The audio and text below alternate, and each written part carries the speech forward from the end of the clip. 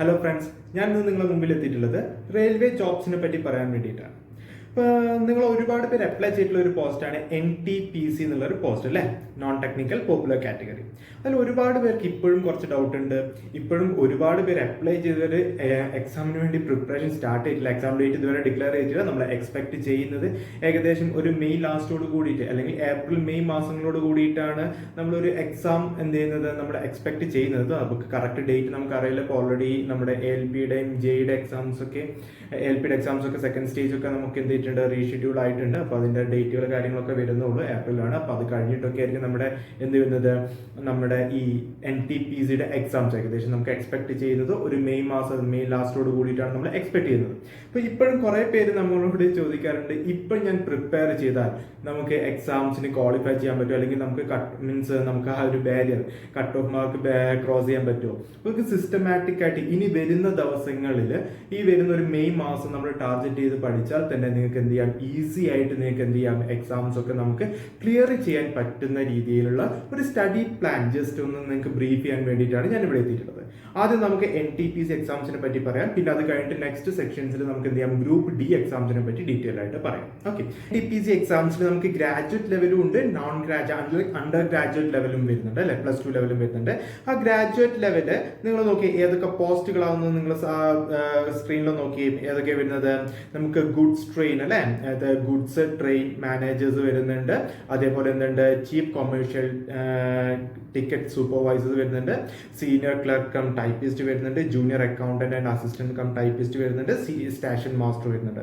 അതിൽ കൊടുത്തിട്ടുള്ള വേക്കൻസിയുടെ എണ്ണവും പറഞ്ഞിട്ടുണ്ട് ഞാൻ റൈറ്റ് സൈഡിൽ.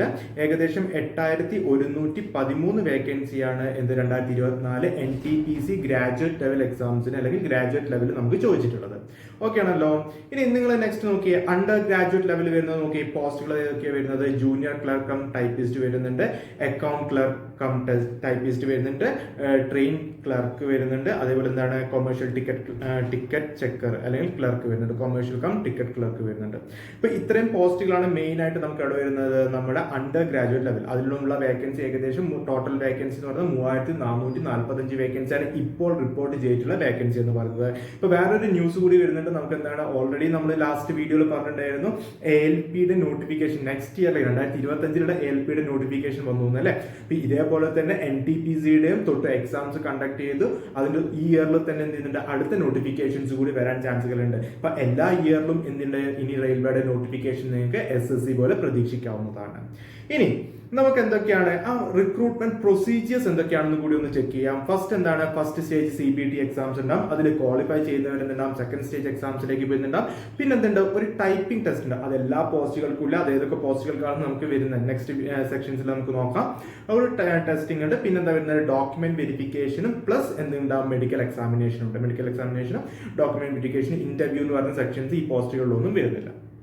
അതെല്ലാവർക്കും ഒരുവിധം അറിയാവുന്നതാണ്. ഇനി വരുന്നത് നോക്കിയേ, ഈ സ്ലൈഡ് നോക്കി. ഇനി എന്താണ്, ഗുഡ്സ് ട്രെയിൻ അല്ലെ, ഗ്രാജുവേറ്റ് ലെവലിൽ വരുന്നത് ഏതൊക്കെ സെലക്ഷൻ പ്രോസസ്സുകൾ എന്തൊക്കെയാണെന്നാണ് നോക്കുന്നത്. ഗുഡ്സ് ട്രെയിൻ മാനേജേഴ്സിൽ CBT 1 CBT 2 മാത്രമേ ഉള്ളൂ. അത് കഴിഞ്ഞ ഡോക്യുമെന്റ് വെരിഫിക്കേഷൻ മെഡിക്കൽ എക്സാമിനേഷൻ മാത്രമേ വരുന്നുള്ളൂ. പിന്നെ വരുന്നത് ഏതാണ്, chief commercial cum ticket supervisor അല്ലെ, അതിലും എന്ത് വരുന്നുള്ളൂ, CBT 1 2 സ്റ്റേജ് എക്സാംസ് മാത്രമേ വരുന്നുള്ളൂ. വേറെ കാര്യങ്ങളൊന്നും വരുന്നില്ല, സ്കിൽ ടെസ്റ്റോ കാര്യങ്ങളൊന്നും വരുന്നില്ല.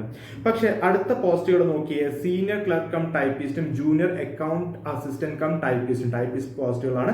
അപ്പൊ അവിടെ ഒരു സ്കിൽ ടെസ്റ്റ്, ഒരു ടൈപ്പിംഗ് ടെസ്റ്റ് കൂടി നിങ്ങൾ അവിടെ ചെയ്യേണ്ടി വരും. ടൈപ്പിംഗ് ടെസ്റ്റ് എന്നാൽ വേറെ ഒന്നുമില്ല, കുറച്ച് വേർഡുകൾ ഒരു പാരഗ്രാഫ് തരും, അതിൽ കുറെ കുത്തുകോമോ കാര്യങ്ങളൊക്കെ ഉണ്ടാകും. അത് എന്ത് ചെയ്യണം, നിങ്ങൾ റെഗുലർ ആയിട്ട് ഒരു കീപാഡ് വെച്ച് അല്ലെങ്കിൽ അത് ടൈപ്പ് ചെയ്ത് ഇത്ര ടൈം 15 മിനിറ്റ് ആണ് വരുന്നത്. 15 മിനിറ്റോടെ നിങ്ങൾ എന്ത് ചെയ്യണം, അത് ടൈപ്പ് ചെയ്ത് കഴിയണം. ഓക്കെ, അപ്പൊ ആ സ്പീഡും കാര്യങ്ങളും അതേപോലെ നിങ്ങൾ ടൈപ്പ് ചെയ്യുന്ന കാര്യങ്ങൾ കുത്തുകോമോ കാര്യങ്ങളൊക്കെ പ്രോപ്പർ ആയിട്ടുണ്ടോ എന്ന് മാത്രമേ അവിടെ ചെക്ക് ചെയ്യുന്നുള്ളൂ. അപ്പൊ നിങ്ങൾ പ്രാക്ടീസ് ചെയ്യുക. ഏതെങ്കിലും ഒരു ഇങ്ങനത്തെ കുറെ വെബ്സൈറ്റുകളുണ്ട്, അതിന്റെ ലിങ്ക് ഞാൻ ഡിസ്ക്രിപ്ഷനിൽ ഇടാം. അതിൽ നോക്കിയിട്ട് നിങ്ങൾ എന്ത് ചെയ്യാം, ജസ്റ്റ് ഈ ടൈപ്പിംഗ് സ്കിൽസ് അല്ലെങ്കിൽ കീബോർഡ് വെച്ചിട്ട് നിങ്ങൾ എന്ത് ചെയ്യാം, ടൈപ്പ് ചെയ്യുന്ന രീതിയിലേക്ക് മാറുക. പിന്നെ വരുന്നൊരു പോസ്റ്റാണ് എന്താണ്, സ്റ്റേഷൻ മാസ്റ്റർ എന്ന് പറയുന്ന പോസ്റ്റ്. സ്റ്റേഷൻ മാസ്റ്റർ എന്ന് പറയുന്ന പോസ്റ്റ് എന്താണ്, CBT 1 CBT 2 ഉണ്ട്. പിന്നെന്താണ്, കമ്പ്യൂട്ടർ ബേസ്ഡ് ആപ്റ്റിറ്റ്യൂഡ് ടെസ്റ്റ് എന്ന് പറയുന്ന ഒരു സാധനം കൂടി വരുന്നുണ്ട്. CBAT എന്ന് പറഞ്ഞൊരു ടെസ്റ്റ് കൂടി വരുന്നുണ്ട്. അപ്പൊ ഇത്രയും കാര്യങ്ങളാണ് മെയിൻ ആയിട്ട് നിങ്ങൾക്ക് എന്തിൽ വരുന്നത്, ഈ ഒരു ഗ്രാജുവേറ്റ് ലെവൽ അല്ലെ, ഗ്രാജുവേറ്റ് ലെവലിൽ വരുന്ന പോസ്റ്റുകളുടെ സെലക്ഷൻ പ്രോസസ്സ് എന്ന് പറയുന്നത്. അണ്ടർ ഗ്രാജുവേറ്റ് ആണെങ്കിൽ നമുക്ക് ജൂനിയർ ക്ലർക്ക് കം ടൈപ്പിസ്റ്റും അതേപോലെ അക്കൗണ്ട് ക്ലർക്ക് കം ടൈപ്പിസ്റ്റിലുമാണ് എന്ത് വരുന്നത് 3 എക്സാംസ് വരുന്നത്. 3 എക്സാംസ് അല്ല 3 പ്രോസസ് സെലക്ഷൻ പ്രോസസ്സ് വരുന്നത്. CBT1, CBT2, പിന്നെ എന്ത് വരുന്നുണ്ട് സ്കിൽ ടെസ്റ്റും വരുന്നുണ്ട്. അതേപോലെ ട്രെയിൻ ക്ലർക്കും അതേപോലെ കൊമേഴ്ഷ്യൽ കം ടിക്കറ്റ് ക്ലർക്കിലും എന്താണ് CBT1ഉം CBT2 ആണ്. വേറെ ഒന്നുമില്ല, ടിക്കറ്റ് കളക്ടറും ടിക്കറ്റ് ചെക്കറും ഒക്കെയാണ് വരുന്നത്. അത് CBT1ഉം CBT2, പിന്നെ ഡോക്യുമെന്റ് വെരിഫിക്കേഷൻ, മെഡിക്കൽ എക്സാമിനേഷൻ മാത്രമേ വരുന്നുള്ളൂ. എന്ത് വരുന്നില്ല, ഈ ഒരു സ്കിൽ ടെസ്റ്റ് ടൈപ്പിംഗ് ടെസ്റ്റ് വരുന്നില്ല. ഓക്കെ, ഇനി നമുക്ക് എക്സാം പാറ്റേൺ എന്തൊക്കെയാണെന്ന് ഒന്ന് ചെക്ക് ചെയ്ത് നോക്കാം. എക്സാം പാറ്റേൺ നമുക്ക് മെയിൻ ആയിട്ട് വരുന്നത് CBT1ഉം CBT2 ആണ് എക്സാംസ് ആയിട്ട് നമ്മൾ പറയുന്നത്. അതിൽ മെയിൻ ആയിട്ട് വരുന്നത് എന്താണ്, 3 ടോപ്പിക്കാണ്. ജനറൽ അവയർനെസ്, അതേപോലെ മാത്സ് അല്ലെ mathematics, general intelligence and reasoning വരുന്ന ടോപ്പിക് ഉണ്ട്. അതിൽ ഓരോ ടോപ്പിക്കിലും 90 മിനിറ്റ് ആണ് ഫസ്റ്റ് സ്റ്റേജ് എക്സാം എന്ന് പറയുന്നത്. ഒരു ക്വസ്റ്റ്യൻ 1 മാർക്ക് വെച്ചിട്ട് ജനറൽ അവയർനെസ്സിൽ 40 ക്വസ്റ്റ്യൻസ്, മാത്സിൽ 30 ക്വസ്റ്റ്യൻസ്, ജനറൽ ഇന്റലിജൻസിൽ 30 ക്വസ്റ്റ്യൻസ്, ടോട്ടൽ 100 ക്വസ്റ്റ്യൻസ് 100 മാർക്കാണ്. ഓക്കെ ആണല്ലോ. സെക്കൻഡ് സ്റ്റേജിൽ വരുന്നത് എന്താണ്, എക്സാം പാറ്റേണിൽ സിലബസും കാര്യങ്ങളും ഒക്കെ സെയിം തന്നെയാണ് വരുന്നത്. അതിലെന്തൊക്കെയാണ് വരുന്നത്, ജനറൽ അവയർനെസ് വരുന്നുണ്ട്, മാത്സ് വരുന്നുണ്ട്, ജനറൽ ഇന്റലിജൻസ് ആൻഡ് റീസണിങ് വരുന്നുണ്ട്. പക്ഷേ 90 മിനിറ്റിൽ എത്ര ക്വസ്റ്റ്യൻസ് വരുന്നുണ്ട്, 120 ക്വസ്റ്റ്യൻസ് വരുന്നുണ്ട് കേട്ടോ മക്കളെ. 120 ക്വസ്റ്റ്യൻസ് ആണ് വരുന്നത്. അതിൽ 50, 35 എന്ന് പറഞ്ഞ രീതിയിലാണ് വരുന്നത്. ഓക്കെ ആണല്ലോ. ഇതിനെ നമ്മൾ എന്ത് ചെയ്യുന്നുണ്ട്, നോർമലൈസ് ചെയ്തിട്ട് നമ്മൾ നേരെ കട്ട് ഓഫ് ക്ലിയർ ചെയ്യുന്നവർക്ക് നോർമലൈസേഷൻ മാർക്കിനെ ബേസ് ചെയ്തിട്ട് നിങ്ങൾ എന്ത് ചെയ്യണം, ഡോക്യുമെന്റ് വെരിഫിക്കേഷനും സ്കിൽ ടെസ്റ്റ് ഉണ്ടെങ്കിൽ ആ പോസ്റ്റിലാണ് അപ്ലൈ ചെയ്യുന്ന പ്രിഫറൻസ് കൊടുത്തില്ലെങ്കിൽ അതുകൂടി സ്കിൽ ടെസ്റ്റ് കൂടി നിങ്ങൾ അവിടെ ചെയ്യേണ്ടി വരും. ഓക്കെ, പിന്നെ വരുന്നത് എന്താണ്, നിങ്ങൾക്ക് ആ ജനറൽ അവയർനെസ് ഇത് strictly based on previous year pattern of എക്സാംസിനെ വെച്ച് മാത്രമാണ് പറയുന്നത്. ഇത് ഇതേ കാറ്റഗറിയിൽ വരണം യാതൊരു നിർബന്ധവും ഇല്ല. എങ്കിലും നമ്മളൊരു പ്രീവിയസ് ഇയർ എക്സാംസിലെ കണക്കുകളൊക്കെ വെച്ച് നോക്കുന്ന സമയത്ത് നമുക്ക് നമ്പർ ഓഫ് ക്വസ്റ്റ്യൻസും അതേപോലെ ടോപ്പിക്കിനെയും ബേസ് ചെയ്ത് ജനറൽ അവയർനെസ് സെക്ഷൻസിൽ നമുക്ക് എങ്ങനെയൊക്കെയാണ് ക്വസ്റ്റ്യൻസ് വരുന്നുള്ളതെന്ന് നോക്കാം. അതിൽ പ്രീവിയസ് ഇയർ 40 ക്വസ്റ്റ്യൻസ് ആണ് വരുന്നത്. 40 ക്വസ്റ്റ്യൻസ് നോക്കുന്ന സമയത്ത് നിങ്ങൾക്ക് ഏകദേശം ഒരു ഈസി അല്ലെങ്കിൽ മോഡറേറ്റ് ലെവലുള്ള ക്വസ്റ്റ്യൻസ് ആണ് വരുന്നത്. അതിൽ ഒരുപാട് ക്വസ്റ്റ്യൻസ് റിപ്പീറ്റഡ് ആയിട്ട് ചോദിച്ചിട്ടുണ്ട്. നമുക്ക് SSC ക്വസ്റ്റ്യൻ പേപ്പേഴ്സിലൊക്കെ ചോദിച്ചിട്ടുള്ള ഒരുപാട് ക്വസ്റ്റ്യൻസ് റിപ്പീറ്റഡ് ക്വസ്റ്റ്യൻസ് ആയിട്ട് നമുക്ക് എന്തെങ്കിലും വന്നിട്ടുണ്ട്, റെയിൽവേയിൽ പ്രീവിയസ് ഇയർ ചോദിച്ചതായിട്ട് നമുക്ക് കാണാൻ പറ്റുന്നുണ്ട്. അതേപോലെ തന്നെ നിങ്ങൾക്ക് നോക്കിക്കഴിഞ്ഞാൽ നമ്മുടെ സ്റ്റഡി മെറ്റീരിയൽസിലുള്ള ഒരുപാട് ക്വസ്റ്റ്യൻസ് വാല്യൂസ് മാത്രം അല്ലെങ്കിൽ അതേ ക്വസ്റ്റ്യൻസ് തന്നെ ഫിസിക്സിലുള്ള ക്വസ്റ്റ്യൻസ് ഒക്കെ ഒരു സെയിം റെപ്ലിക്ക ഓഫ് ക്വസ്റ്റ്യൻസ് നമുക്ക് അവിടെ ചോദിച്ചിട്ടുണ്ട്. നമ്മുടെ മെറ്റീരിയൽ അതേ ഡിറ്റോ ക്വസ്റ്റ്യൻസ് നമുക്ക് ഈ കഴിഞ്ഞ റെയിൽവേ 2024 കഴിഞ്ഞ RRB, JEE, ALP first stage എക്സാംസിലൊക്കെ ചോദിച്ചിട്ടുണ്ട്. അതുപോലെ time and distance, time and വർക്കിലൊക്കെ ഉള്ള ഒരുപാട് ക്വസ്റ്റ്യൻസ് ഡയറക്റ്റ് ആയിട്ട് തന്നെ നമ്മുടെ ബുക്ക്ലെറ്റിലുള്ള ക്വസ്റ്റ്യൻസ് ചോദിച്ചിട്ടുണ്ട്. അപ്പോൾ നമ്മുടെ നിങ്ങൾക്ക് ഇൻട്രസ്റ്റഡ് ആണെങ്കിൽ നമുക്ക് ഈ ഒരു ബുക്ക്ലെറ്റും നമുക്ക് അവൈലബിൾ ആണ്. ഒരു എന്താണ് പോസ്റ്റൽ കോഴ്സ് എന്ന് പറയുന്ന കോഴ്സ് നിങ്ങൾക്ക് അവൈലബിൾ ആണ്. ഇൻട്രസ്റ്റഡ് ആയിട്ടുള്ള താല്പര്യമുള്ളവർക്ക് താഴെയുള്ള കാണുന്ന നമ്പേഴ്സിൽ കോൺടാക്ട് ചെയ്യാൻ നിങ്ങൾക്ക് ബുക്ക്ലെറ്റ് മെറ്റീരിയൽസ് കളക്ട് ചെയ്യാവുന്നതാണ്. ഓക്കെ, അപ്പോൾ ഡിറ്റോ മെറ്റീരിയൽസ് അല്ലെങ്കിൽ ഡിറ്റോ ക്വസ്റ്റ്യൻസ് നമുക്ക് പ്രീവിയസ് ഇയർ ക്വസ്റ്റ്യൻ പേപ്പേഴ്സ് നിങ്ങൾക്ക് ചോദിച്ചിട്ടുണ്ട്. ഇവിടെ നിങ്ങൾ നോക്കിയേ, ഹിസ്റ്ററിയിൽ ഏകദേശം 5 to 7 ക്വസ്റ്റ്യൻസ് ആണ്. ഇത് ഒരു പ്രീവിയസ് ഇയർ എക്സാം പാറ്റേൺസിനെ എന്താണ് ഒരു ഇത് വെച്ചിട്ടാണ് നമ്മൾ എടുക്കുന്നത്. ഒരു അനാലിസിസ് വെച്ചിട്ട് നമ്മൾ പറയുന്നതാണ് ഇക്കൊല്ലത്തെ ക്വസ്റ്റ്യൻ പേപ്പേഴ്സ് വേണമെങ്കിൽ ചേഞ്ച് ചെയ്യാം. ഓക്കെ, എങ്കിലും നമുക്ക് പ്രീവിയസ് ഇയർ ക്വസ്റ്റ്യൻസ് പാറ്റേൺസ് എങ്ങനെയാണെന്ന് അറിഞ്ഞിരിക്കുന്നത് ഒരു ബെറ്റർ ആണ്. ഓക്കെ, അപ്പോൾ നിങ്ങൾക്ക് ഹിസ്റ്ററിയുടെ എന്തുണ്ട് 5 to 7 ക്വസ്റ്റ്യൻസ് ഉണ്ട്. ജോഗ്രഫി എന്ന് പറയുമ്പോൾ 4 to 5 ക്വസ്റ്റ്യൻസ് ആണ്. Constitution, polity, economics 2 to 4 questions ആണ്. സ്റ്റാറ്റിക് ജി കെ എത്രയാണ് 8 to 9 ക്വസ്റ്റ്യൻസ് വരെ ചോദിച്ചിട്ടുണ്ട്. പിന്നെ വരുന്നത് എന്താണ്, കറണ്ട് അഫയേഴ്സ് വളരെ ഇമ്പോർട്ടന്റ് ആണ്. കറണ്ട് അഫയേഴ്സ് എന്ന് പറഞ്ഞ ടോപ്പിക്സ് ഏകദേശം എക്സാമിനോട് അടുപ്പിച്ചിട്ടുള്ള ഒരു 6 മാസത്തെ കറണ്ട് അഫയേഴ്സ് നിങ്ങൾ നിർബന്ധമായിട്ടും പഠിച്ചിരിക്കണം. കറണ്ട് അഫയേഴ്സ് ഉണ്ട്. 11 to 12 ക്വസ്റ്റ്യൻസ് വരെ ചോദിച്ചിട്ടുണ്ട് കേട്ടോ. അതേപോലെ കെമിസ്ട്രിയിൽ 1 to 2, ബയോളജിയിൽ എത്രയാണ് 2 to 3 ക്വസ്റ്റ്യൻസ് വരെ ചോദിച്ചിട്ടുണ്ട്. ഫിസിക്സിൽ 3 to 4 ക്വസ്റ്റ്യൻസ് ചോദിച്ചിട്ടുണ്ട്. അതേപോലെ എന്താണ് കമ്പ്യൂട്ടർ എന്ന് പറഞ്ഞ ചെറിയൊരു ടോപ്പ് സെക്ഷൻസിൽ ഏകദേശം 4 to 5 ക്വസ്റ്റ്യൻസ് വരെ ചോദിച്ചിട്ടുണ്ട്. ഓക്കെ, ഇത്രയും സെക്ഷൻസ് ആണ് നമുക്ക് കമ്പ്യൂട്ടർ എടുത്ത് പറഞ്ഞിട്ടില്ലെങ്കിൽ കമ്പ്യൂട്ടറിലുള്ള ക്വസ്റ്റ്യൻസ് നമുക്ക് വരാറുണ്ട്. ഓക്കെ, അപ്പോൾ ഇത്രയും ക്വസ്റ്റ്യൻസ് ആണ് നമുക്ക് എന്തിൽ ചോദിച്ചിട്ടുള്ളത്, 40 ക്വസ്റ്റ്യൻസിൽ. അതിൽ ഏകദേശം വളരെ ഈസി ആയിട്ടുള്ള ക്വസ്റ്റ്യൻസ് വരുന്നുണ്ട്. ഒരു മോഡറേറ്റ് ലെവൽ, ഭയങ്കര ടഫർ ആയിട്ടുള്ള ക്വസ്റ്റ്യൻസ് ഒന്നും നമ്മൾ പറയാൻ പറ്റില്ല. ഒരു മോഡറേറ്റ് ലെവൽ ക്വസ്റ്റ്യൻസ് ആണ് വരുന്നത്. ഓക്കെ ആണല്ലോ. ഇനി സെക്കൻഡ് സെക്ഷൻസ് നോക്കിയാൽ നമുക്ക് എന്താണ്, നമ്മുടെ മാത്സ് വരുന്നുണ്ട്. മാത്സ് സെക്ഷൻസിൽ ഒരുപാട് ടോപ്പിക്സ് വരുന്നുണ്ട് അല്ലേ. അതിൽ മെജോറിറ്റി ടോപ്പിക്സ് ഞാൻ ഫുൾ ടോപ്പിക്സ് മെൻഷൻ ചെയ്തിട്ടുള്ള ക്വസ്റ്റ്യൻസ് പ്രീവിയസ് ഇയർ ക്വസ്റ്റ്യൻ പാറ്റേണിനെ ബേസ് ചെയ്തിട്ട് മാത്രമാണ് ആയിട്ടുള്ളത്. പെർസെൻറ്റേജിൽ ഏകദേശം 1 to 2 ക്വസ്റ്റ്യൻസ് ഉണ്ട്. Number system 3 to 4. നമ്പർ സിസ്റ്റത്തിന്റെ കൂടെ തന്നെ വരുന്നൊരു സംഭവമാണ് നമ്മുടെ ഈ നമ്പർ സിസ്റ്റം അല്ലെങ്കിൽ സ്ക്വയർ റൂട്ട്, ക്യൂബ് റൂട്ട് എന്നൊക്കെ പറഞ്ഞിട്ടുള്ള സെക്ഷൻസ് വരുന്നുണ്ട്. അതിൽ ഏകദേശം 3 to 4 ക്വസ്റ്റ്യൻസ് ആണ് വരുന്നത്. പിന്നെ ഏതാണ് LCM and HCF 2 to 3 questions ഉണ്ട്. പിന്നെന്താണ് ടൈം ആൻഡ് വർക്ക്. പിന്നെ സ്ക്വയർ റൂട്ടിന് ഇടയ്ക്ക് എന്താണ് സെപ്പറേറ്റ് ക്വസ്റ്റ്യൻസ് നമ്പർ സിസ്റ്റത്തിൽ പെടാത്ത സ്ക്വയർ റൂട്ട് ആൻഡ് ക്യൂബ് റൂട്ടിന് 2 to 3 ക്വസ്റ്റ്യൻസും വന്നിട്ടുണ്ട് കേട്ടോ. അതേപോലെ എന്താണ് LCM and HCF 2 to 3 questions വരുന്നുണ്ട്. ടൈം ആൻഡ് വർക്കിൽ 2 to 3 ആണ്. ടൈം ആൻഡ് ഡിസ്റ്റൻസിൽ 3 to 4 ആണ്. പ്രോഫിറ്റ് ആൻഡ് ലോസിൽ 2 to 3 ക്വസ്റ്റ്യൻസ് വരെ കണ്ടിട്ടുണ്ട്. മെൻസുറേഷൻസിൽ 1 to 2 ക്വസ്റ്റ്യൻസ് ആണ്. മെൻസുറേഷൻസ് 2D ഉണ്ട്, 3D ഉണ്ട്. 1-2 ക്വസ്റ്റ്യൻസ് ആണ് ഇതുവരെ ചോദിച്ചിട്ട് കണ്ടിട്ടുള്ളത് പ്രീവിയസ് ഇയർ ക്വസ്റ്റ്യൻ പേപ്പേഴ്സിൽ. ട്രിഗ്നോമെട്രിയിൽ ഏകദേശം 3 ക്വസ്റ്റ്യൻസോളം ചോദിച്ചു. 2 to 3 ക്വസ്റ്റ്യൻസ് നമുക്ക് ചോദിക്കാം. Average 1 to 2. അതേപോലെ എന്താണ് റേഷ്യോ ആൻഡ് പ്രൊപ്പോർഷൻസ് 1 to 2. നേരത്തെ പറഞ്ഞ പോലെ നമ്പർ സിസ്റ്റത്തിന് ആൻഡ് സ്ക്വയർ റൂട്ട് കമ്പൈൻഡ് ആയിട്ട് ഒരു സെക്ഷൻസ് ഏകദേശം 2 to 3 ക്വസ്റ്റ്യൻസ് ചോദിച്ചിട്ടുണ്ട്. ഓക്കെ, ഇപ്പൊ ഇത്രയാണ് 30 ക്വസ്റ്റ്യൻസ് ആണ്. അതും ഈസി ആൻഡ് മോഡറേറ്റ് ക്വസ്റ്റ്യൻസ് ആണ്. വളരെ ടഫർ ആയിട്ടുള്ള ക്വസ്റ്റ്യൻസ് ഒന്നും റെയിൽവേയിൽ ഇതുവരെ ചോദിച്ച് കണ്ടിട്ടില്ല. ഓക്കെ, പിന്നെ എന്താണ് നമ്മുടെ റീസണിംഗ് ടോപ്പിക് ആണ്. ജനറൽ ഇന്റലിജൻസ് ആൻഡ് റീസണിംഗിൽ ഒരുപാട് ടോപ്പിക്സ് ഉണ്ട്. Syllogisms, Venn diagrams, statement and assumption, statement and conclusion, analogy, അതേപോലെ എന്താണ് mathematical operations, directions, blood relations എല്ലാവർക്കും അറിയാവുന്ന ടോപ്പിക്കാണ് അല്ലേ.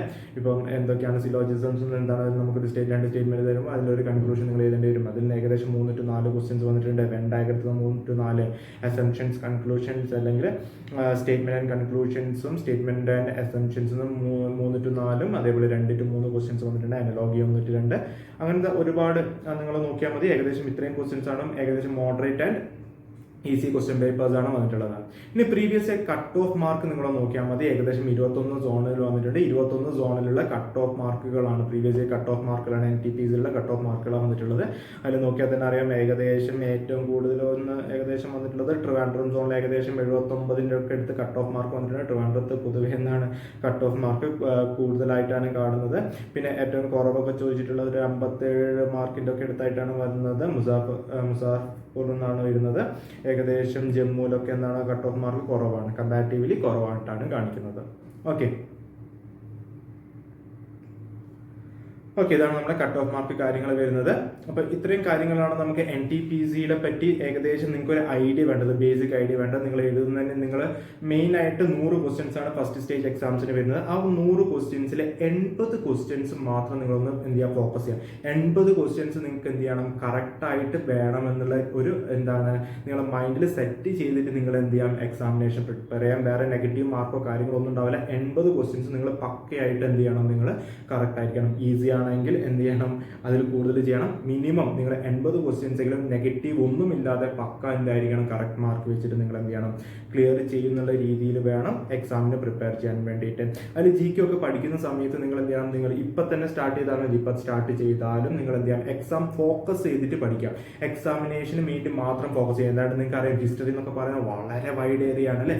ഒരു GK ഒക്കെ പഠിക്കുന്ന സമയത്ത് ഹിസ്റ്ററി എന്ന് പറയുമ്പോഴത്തേക്കും ഭയങ്കര വൈഡ് ആയിട്ടുള്ള സെക്ഷൻസ് ഒക്കെ ആയിരിക്കും വരുന്നത്. ഹിസ്റ്ററി, ജോഗ്രഫി, പൊളിറ്റി എന്നൊക്കെ പറയുന്നത് അത് UPSC എക്സാംസ്, IAS എക്സാംസിനും അതേപോലെ എല്ലാത്തിനും വരുന്ന ടോപ്പിക്സ് ആണ്. അപ്പം നമുക്ക് എന്താണ് പ്രീവിയസ് ഇയർ ക്വസ്റ്റ്യൻസ് ഒക്കെ വന്നിട്ടുള്ള റീജിയനെ ഫോക്കസ് ചെയ്തിട്ട് വേണം വേണ്ടിയിട്ട് എക്സാംസിന് വേണ്ടിയിട്ട് പ്രിപ്പയർ ചെയ്യാൻ വേണ്ടിയിട്ട്.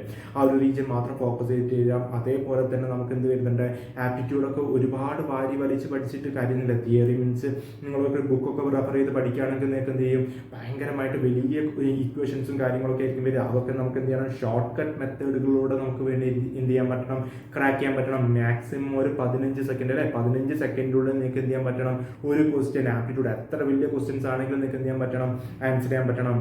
ആ രീതിയിലുള്ള നമുക്കൊരു പുതിയ NTPC ബാച്ച് നമ്മൾ സ്റ്റാർട്ട് ചെയ്യാൻ പോകുന്നുണ്ട്.